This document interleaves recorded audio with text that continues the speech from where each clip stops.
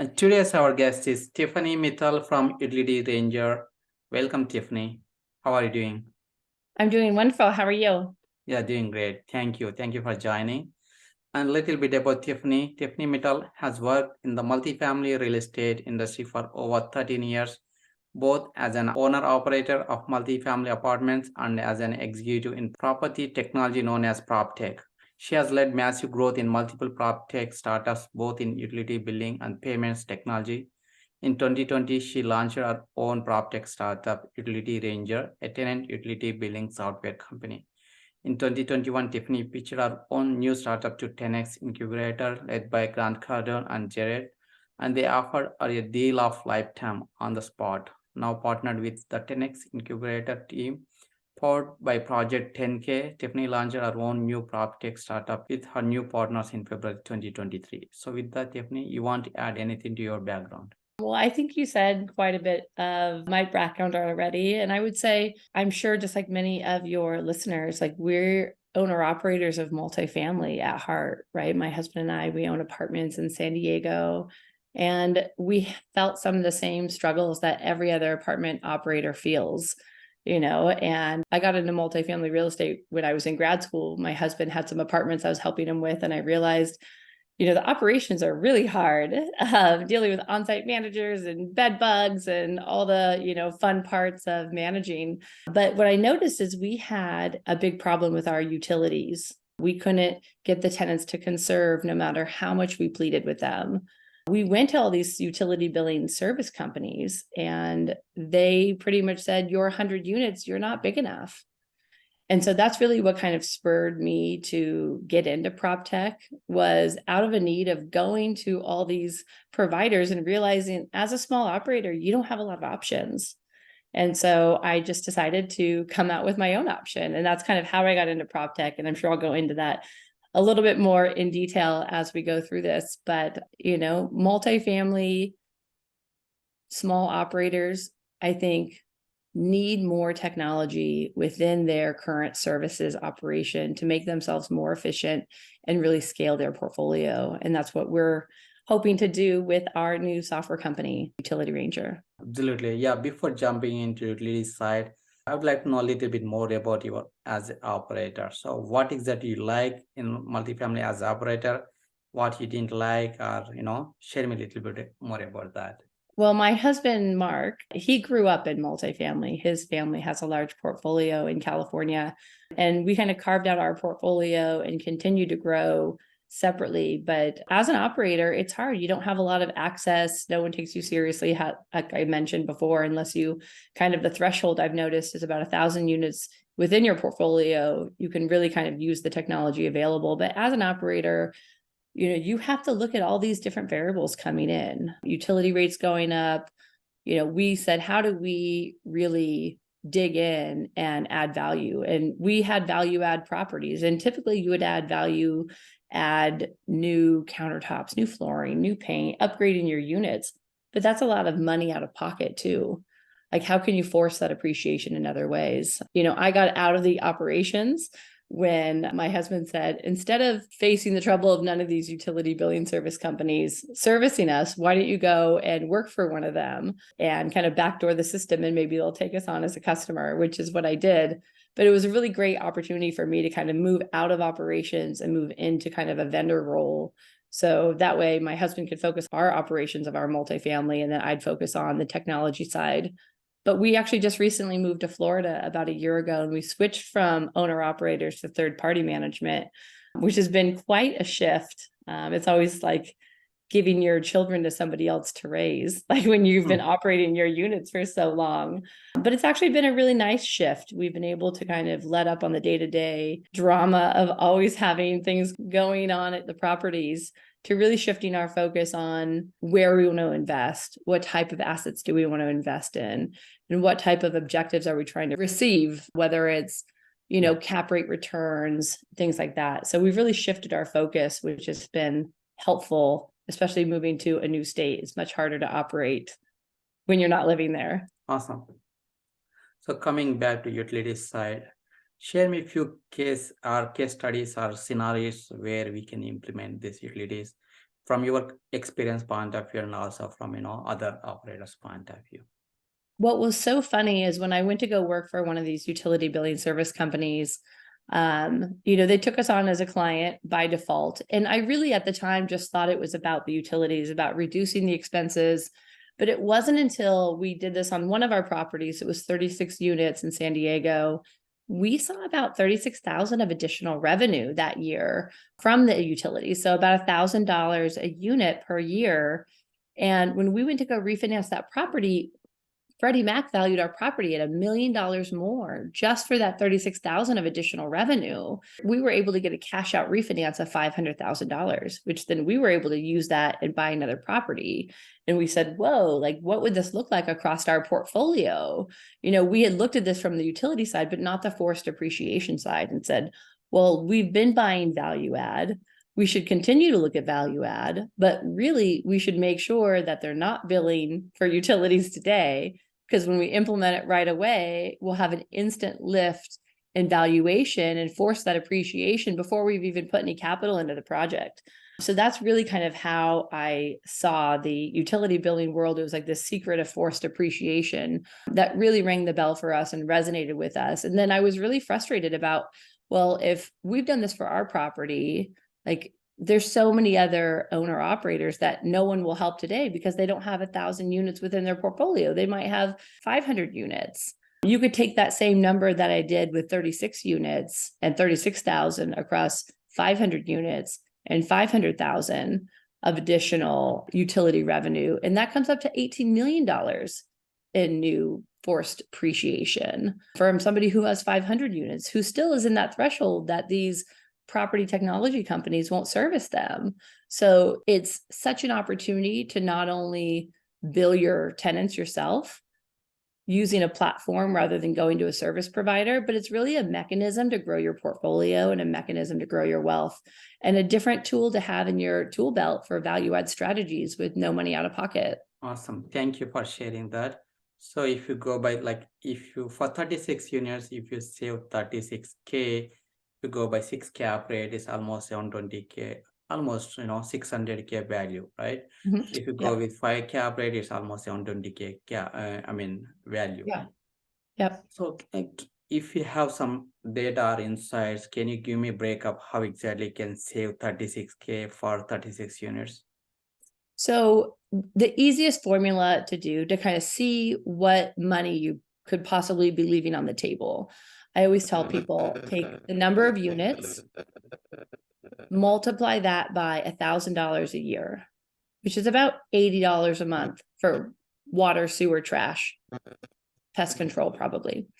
That number of units times $1,000, take that total and divide it by your cap rate. Now, my cap rate in California is 3 to 4 on average, but cap rates around the country are going to be different. And so take your average cap rate, number of units you have times 1,000, and you can see how much money you're leaving on the table. And that's an easy kind of takeaway from anybody who's maybe listening and saying, well, I'm at market rate. I can include my water, sewer, trash as utilities. But when you really look at the other units in your area, most people are charging separately for the billing. It's kind of like unbundling the rent. You think of all these other industries when there's price commoditization, like the airline industry's unbundled their baggage, right? The resorts now are unbundling their resort fees. It's kind of like triple net for commercial space. The future of apartments is really you're renting the airspace and everything else is extra, and you're triple netting your apartments, because unless you actually charge for utilities, it's like when you go to a hotel and your shirt's wrinkly, you take your shirt, you put it in the shower, you turn it on hot water, and you let it go for as long as you need to get the wrinkles out, because you don't want to iron it. You don't want to iron it. Our residents think the exact same way, unless they're getting a bill for these water, sewer, kind of master metered utilities. They're super wasteful. We have this resident who kind of triggered this process of events. And she said, oh my gosh, my neighbor leaves her water on all day. I said, that's not really possible. But we sent our on-site manager in. We found out the neighbor had her shower on. And in one of our units and wasn't even home. And when she got back from work, she said, well, my dog has anxiety. And if I leave the shower on, then she thinks I'm home and she won't bark and disrupt the neighbors. And I said, you can't just leave your shower on all day while you're at work. That's a lot of water and we're footing the bill for this. And so it's just that slight modification of behavior when your tenants get a bill that changes what they're doing. They're not doing a load of laundry with one piece of clothing in there or running the dishwasher with one plate in there. It's that slight modification of behavior that not only reduces the expenses of these utilities that are very occupant dependent, but what it also does is it gives you that increase of NOI, which actually accelerates that forced appreciation model. And so it's kind of a no-brainer that most people, even though they think they're at market rate rent, unless you're charging $100 more than the going market rate, you're not really at market rate rent. You're probably the same as market rate minus your utilities. You're at least $100 a unit below. So how do you compete in that market? People are much more price conscious. Where in the 90s and early 2000s, it was, what amenities do you have? Now it's what's the price, and the amenities and all those come separate. And you can even charge for amenities. You're seeing that today in Class A real estate, which eventually will trickle down to everybody else, of this kind of unbundling of fees. Thank you for sharing that insights. So like $1,000 per unit means like 85 per month. Yeah, on 85 average.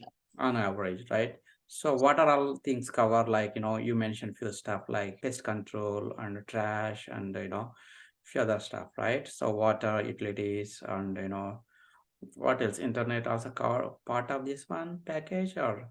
Well, luckily, this is just a software, so you can really add and customize every property. So let's say your electricity, and most of the time electricity is going to be directly connected with the power provider, but it's the property utilities that come, like water, sewer, trash, pest control. People might do a large internet contract and want to, sub out the internet fees. They might want to include that as an amenity fee. You can add any kind of lease charges that you already have within your lease, so they get one consolidated invoice, like pet rent, storage, parking, cable, anything that you're currently charging for today, along with fields as far as other. So there could be other types of charges you may want to add to it. But you can pretty much add an unlimited number of charges that you want to bill out to your residents. But the most common are going to be water, sewer, trash, pest control, things like that. But the residents get one solid invoice with their rent and all their utility charges. And actually, you can pass through the admin fee. So our software is $3 per unit per month, but that is an admin fee that gets passed through to the resident. The owners become their own utility billing provider, so they can actually increase that $3 fee to $5 or $6 and actually generate revenue, $3 a unit to pay for other hard costs like property management software that you typically can't recover, and a bunch of other kind of in-office expenses it takes to run a property that you can cover on a per unit basis if you could make additional revenue on the side of it. So it really is flexible by each portfolio and by each property. Awesome. Thank you. And also, like, did you guys do any kind of analysis from versus like Class A versus Class B versus Class C? Would you share any insights around that? I would say most of Class A is billing residents today. I would say probably over 80% of them are billing residents today. Yeah. That's filtered down into Class B, which I would say is definitely up over 60 to 70%.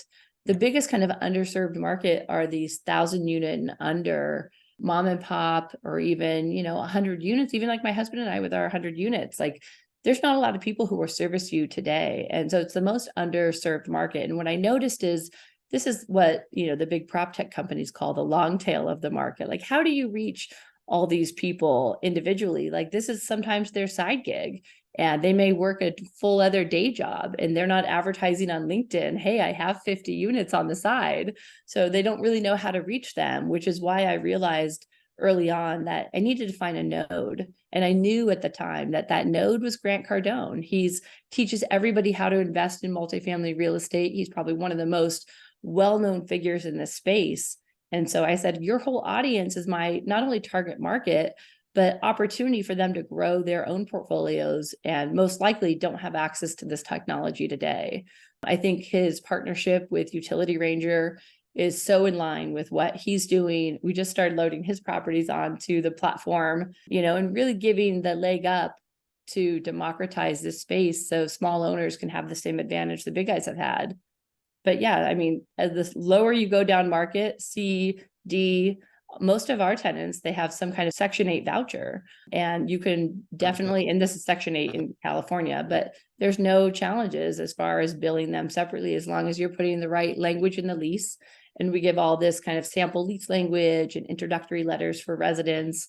We give all that out to our clients to make sure that they have the tools that they need to succeed. Thank you for sharing that. So how exactly you are rolling this stuff, prop tech? You got case study and you started implementing on your own project, properties. Now you started implementing to other clients, right? So, and share me that, long-term vision and how exactly you are, executing that plans. Well, I think really the long-term vision of Utility Ranger is to help the small owner, right? Like give them what they need to force the appreciation. What other kind of NOI boosting technologies, give them the tools. A lot of these small owners, what they don't realize as well is having access to relationships. So for example, none of the good deals and getting good multifamily deal flow, none of those good deals are happening on LoopNet. By the time they get to LoopNet, nobody wants them, right? Because they've already gone through everyone. So you don't have a lot of those relationships. So we have a lot of affiliate partners on top of our partnership with Grant and the 10X incubator. We have a lot of affiliate partners that not only give deal flow to our customers, but provide access to relationships as well as access to financial products. So not only do you need relationships with commercial brokers to get good deal flow before they hit the market, but you also need relationships with bankers, right? You're not going to just go to a retail bank to do a refinance. You want to go to a smaller bank, get a relationship, and have somebody who understands what value add tools are you adding to increase the value of the property. Once we force that appreciation, let's give you a line of credit on that additional equity, or let's give you a refinance product that will help you stabilize your cash flow and access the capital to grow your portfolio. So that's kind of how we're growing. There's lots of other, rangers, I would say, in the future. We're working through kind of how we expand the brand to offer all these kind of tools for this same subset of customers. And so I'm very hopeful that we will be along for the ride as we help our clients grow. Okay, awesome. So would you share me any best case study or best experience so far on this one? I would say we recently took over one of the properties, or we just kind of loaded it and went through the analysis on one of Grant's properties, actually. And they were already doing a billing program. But even when we kind of dug in and we could see the details of how they're billing now, we were able to actually create another 400,000 of forced appreciation just from the one property, from increasing, you have a lot of people who do flat fees, right?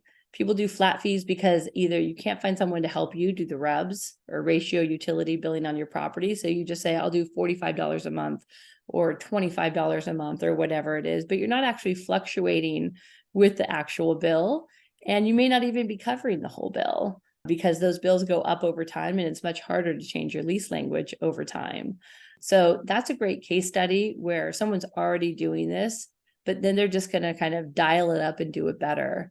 And that additional revenue that we can create for them is going to help them access more capital for that property. But across the board, I mean, anyone, it's like free money. It's kind of like you're implementing it, you're forcing the appreciation, and then it's just accessing that capital through relationships, and we can provide that as well. Yeah, definitely we are increasing. You guys are increasing the value of the property. Yeah. Right. So what stage you guys are engaging, and like what is the typical timeline to implement this process? Luckily, it's pretty quick and pretty easy. Whenever you have a property, if you have a existing multifamily property, or if you're looking at buying a future multifamily property, first thing you should do is see what's going on with your utilities. If you're not billing back, you have to do a few things up front. Number one, you need to change your lease language today to make sure that all new leases going forward state that residents are responsible for all their utilities.